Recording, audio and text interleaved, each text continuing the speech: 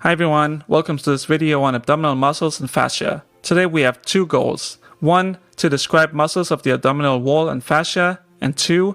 Describe analogs of campus and Scarpa's fascia. First off, we have the skin as the outermost layer. Then we have the superficial fascia, which is divided into campus fascia or the fatty layer, and Scarpa's fascia or the membranous layer. Then we have the deep fascia, which covers abdominal musculature. Then we have the external abdominal oblique. Underneath it we have the internal abdominal oblique, and further down we have the Transversus Abdominus. Then we have the Transversalis fascia. Underneath it we have the extraperitoneal fat, and finally we have the Peritoneum. Another way to look at it is to look at this image. So again, outermost layer is the skin, then the superficial fascia, which is divided into campus fascia and Scarpa's fascia.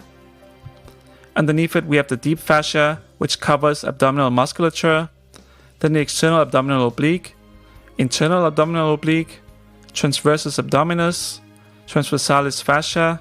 Then we have the extraperitoneal fat, which is not depicted in this image, and then finally the Perineum. Analogs of campus and Scarpa's fascia. It's very important to realize that campus and Scarpa's fascia only exist as distinct entities in the lower abdomen. This means that in the scrotum, campus and Scarpa's fascia are replaced by the Dartos muscle, as depicted in red. In the scrotum, there's no superficial fat. Analogs of campus and Scarpa's fascia. So in the scrotum, as we mentioned earlier, campus and Scarpa's fascia become the Dartos muscle. In the penis, it is the same. They also become the Dartos muscle. In the perineum, campus fascia's equivalent is the subcutaneous fat, and Scarpa's fascia equivalent is Colles fascia. In the leg, campus fascia is subcutaneous fat, and Scarpa's fascia is fascia lata. Thank you very much and have a lovely day.